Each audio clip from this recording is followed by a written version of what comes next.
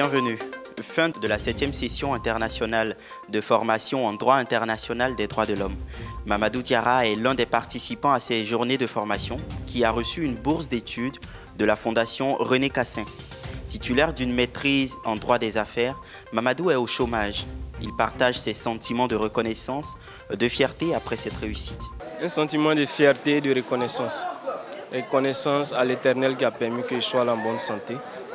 Reconnaissance aux différents enseignements que nous avons réussis. Maintenant, un sentiment de fierté pour avoir été le major de cette 7e session. Vous dites que vous êtes animé d'un sentiment de fierté, donc c'est une très belle opportunité, cette bourse que vous venez de gagner. Oui, tout à fait, c'est même une aubaine. C'est même une aubaine. Je suis vraiment très heureux, très satisfait, très fier. Ça me permettra d'avoir d'autres opportunités encore. C'est vraiment le début d'une belle aventure. Les autres auditeurs, tout comme Mamadou Diarra, ont reçu des récompenses.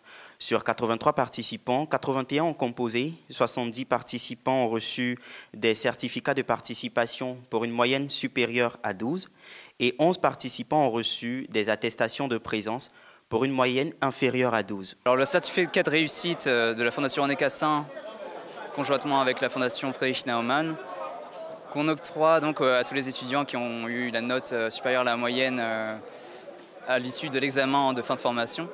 C'est donc une plus-value pour les étudiants et tous les professionnels qui souhaitent l'ajouter à leur CV pour être pris dans des nouveaux stages pour les étudiants, je pense, mais également pour des emplois futurs. C'est évidemment une valeur ajoutée qui peut permettre d'acquérir de nouvelles fonctions dans les métiers en lien avec les droits de l'homme.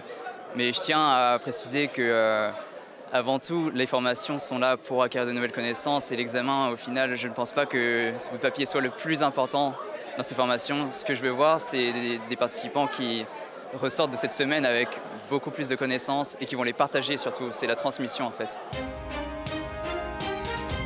De ces journées de formation qu'ont retenu les participants au sorti de cette session internationale sur la prévention, la gestion des conflits et les droits de l'homme, ils sont au micro des Kenny Hachi. Je dirais que j'avais une vue un peu plus générale des droits de l'homme. Je ne comprenais pas encore bien la question des droits de l'homme. Mais grâce à cette formation, on nous a expliqué beaucoup de choses qui nous permettent de mieux comprendre les droits de l'homme et puis de pouvoir les appliquer dans nos différents pays. J'ai beaucoup appris. Je suis vraiment rentrée dans le contexte même du droit parce que moi j'ai fait sciences économiques et de gestion. Donc vraiment l'Institut René Cassin m'a beaucoup apporté. Voilà. Ce que j'ai retenu personnellement, c'est que pour prévenir les conflits, il faut respecter les droits humains. Il faut que les droits soient respectés. Tant que les droits de l'individu ne sont pas respectés, il y a des conséquences. Donc, à ce niveau-là, il faut que les États puissent mener des actions pour que les droits de l'homme ne soient pas violés. Les droits de l'homme dans toute leur entité, parce qu'on a dit que les droits de l'homme, c'est un tout, c'est un construit social, c'est un package. Et dans ces droits-là, il n'y a pas de droit inférieur à un autre droit. Le droit à la vie est tout autant aussi important que le droit à l'éducation, que le droit au développement économique.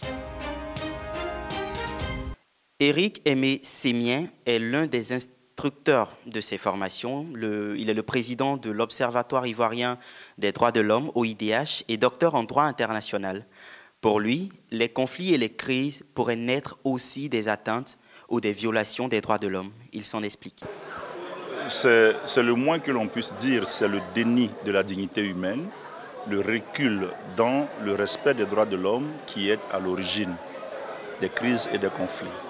C'est des revendications d'ordre social, donc le mécanisme de respect des droits économiques, sociaux et culturels, du droit au développement, qui fait que les contestations, les fossés se creusent, les disparités, les exclusions, le manque d'égalité entre citoyens qui fait qu'il y a, n'est-ce pas, toutes ces spirales de crise dans le monde et singulièrement en Afrique.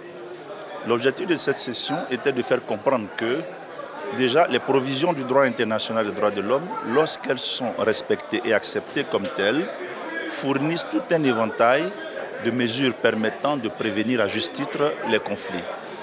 Il n'est pas, je veux dire, il est peut-être illusoire de penser à un monde sans conflit, mais en même temps, le conflit que l'on règle plus facilement est celui qu'on aura pu anticiper en mettant en œuvre, n'est-ce pas, les normes des droits de l'homme. Qu'est-ce que cette formation sur la gestion et la prévention des conflits peut apporter aux autorités locales et régionales pour la gestion de leur localité?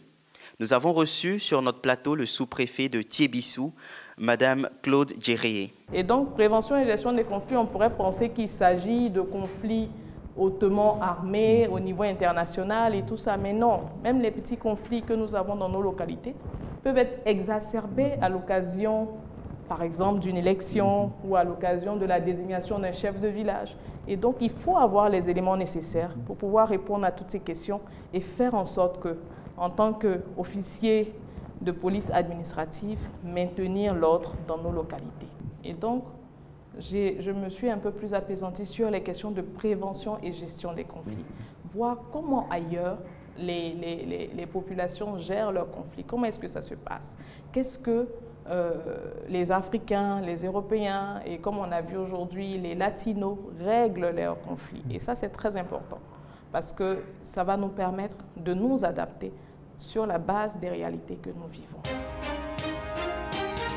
Et c'est la fin de cette série, le fait de l'actualité présenté hors de nos locaux. Merci de l'avoir suivi.